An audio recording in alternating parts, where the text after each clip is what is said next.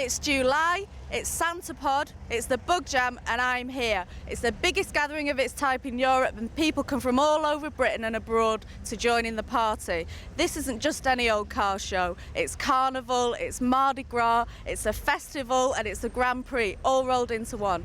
Let's go and talk to some of the people who make it happen, the VW owners.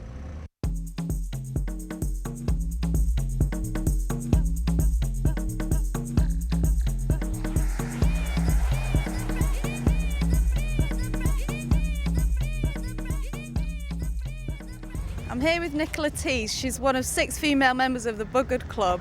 This is her car we're sitting on. So tell us about this car then, Nicola. I'm selling this car, although I've had it 2 years because I've got an older car, and it was my dream to get one that had smaller windows and had the old school look. So hopefully the one I've just bought, I'll have it lowered and do all the things that I wanted to do to it, which I didn't want to do to a 70s. Do you do the work yourself? I do a lot of the work myself, such as servicing and general day-to-day maintenance, and then if I get other things done that are more involved, like the disc brakes on this, I watch them being done the first time, and then if they need doing again, I know how to do it. All right, so you're going to have a go? Oh yeah, have a go. I fitted the calipers on this. So do you know many women who can, work on the mechanics of the car itself? And like you said, there's 6 members of the club, and a lot of them doubt that they can do it because the men seem to take over a bit. But once they have a go, I think they're quite chuffed at how easy it is. Did you have to pay any extra for the plate? No, he thought that if I found a bloke called Herbert, I might be able to sell the number plate. But he didn't realise about the famous Herbie film with the Beetle in. So it's quite a nice feature for selling it on, isn't it? Yeah, hopefully it'll make the car, and even if somebody just buys it for the number plate, or does it up as the original Herbie car. Do you get a lot of interest just because of the plate itself? Yeah, lots of attention when you're driving around. People always notice the number plate, even though the eyes are one.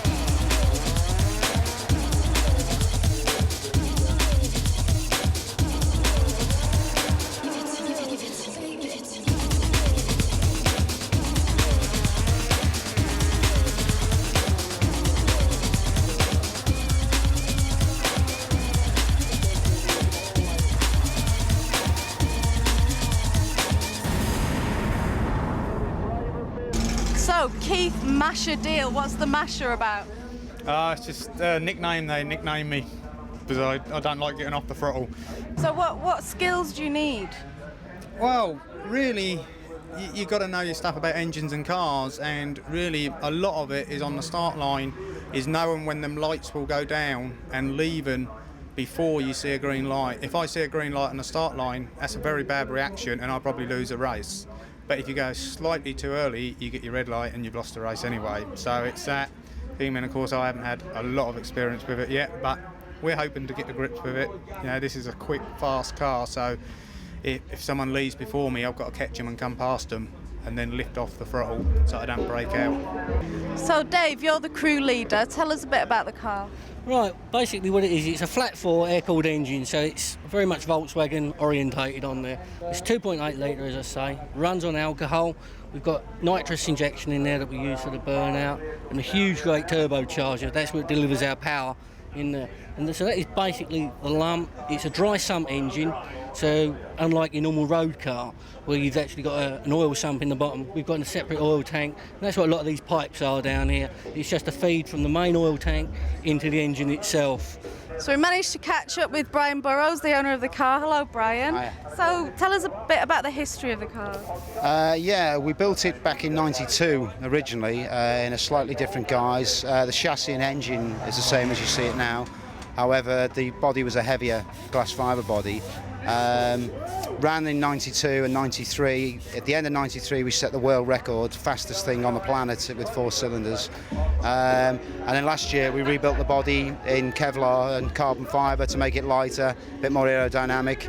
And we've changed driver. We've now got Dealey sat in the seat, and we're just out at the Bug Jam having some fun. So how much does a project like this cost you?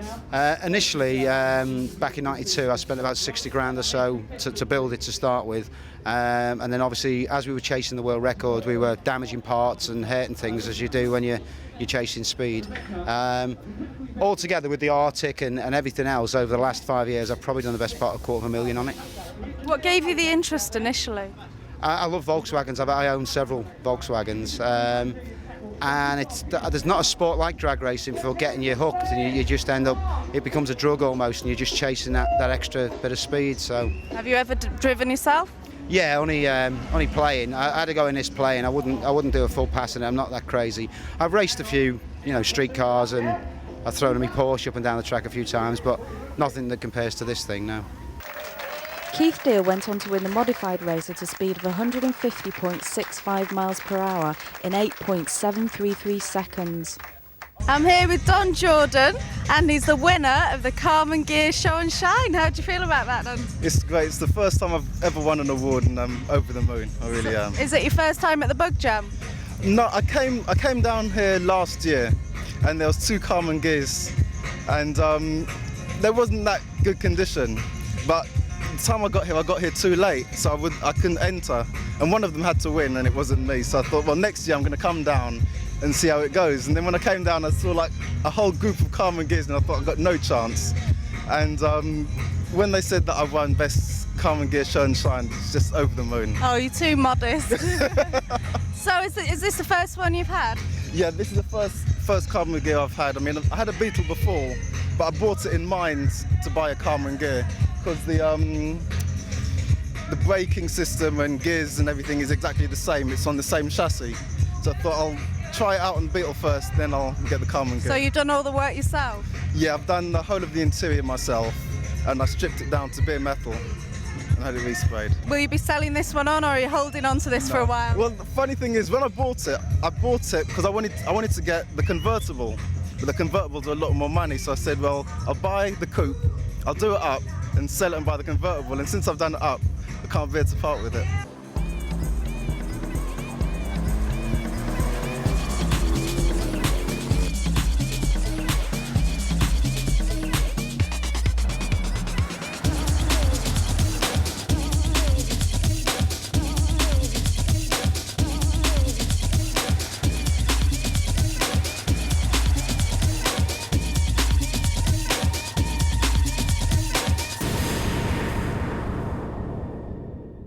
For viewers at home that don't know much about the Beetle engine, do you want to give us the basics, talk us through it?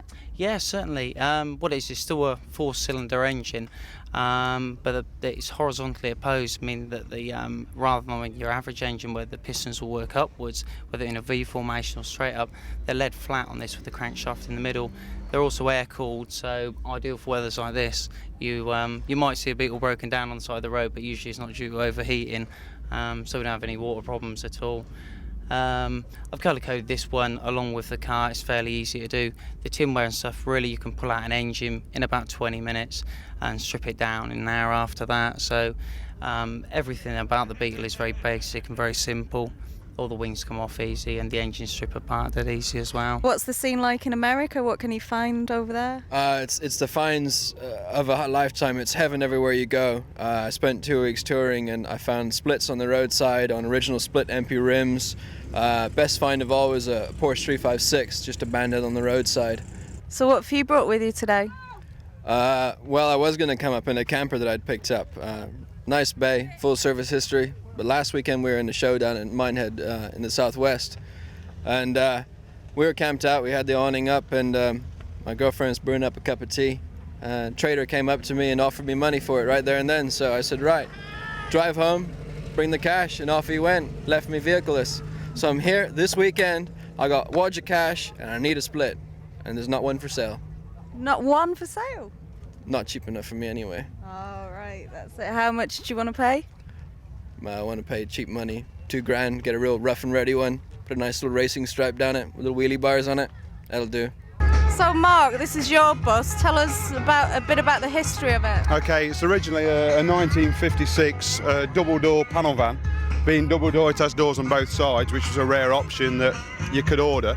It was taken off the road in 1964 because the engine seized solid, and the guy who owned it couldn't be bothered to do anything with it. So it sat there until about 1986, when a friend of mine found it, and as soon as I saw it, I wanted it, being the sort of bus person I am.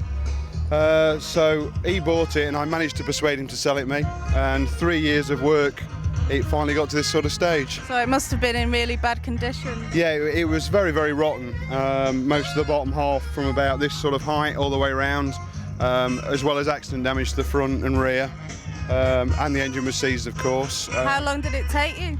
It's taken me 3 years of nights, weekends, you know, so that's sort of the length of time. I did work it out in hours once, but it was too much to work out. Have you ever worked it out in pounds? No, I haven't I don't think. That's the thing. I don't do that, I don't think. So do you use it a lot, or is it just for show purposes? I use it as much as I can.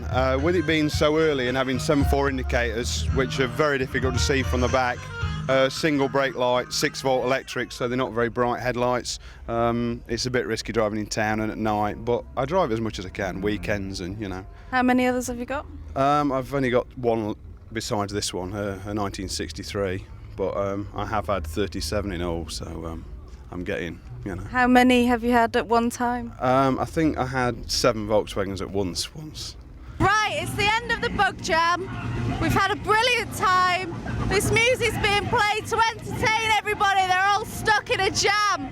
Did you enjoy yourself? Yeah, fantastic. Brilliant. And will you come back again? Definitely. Nice one. See ya.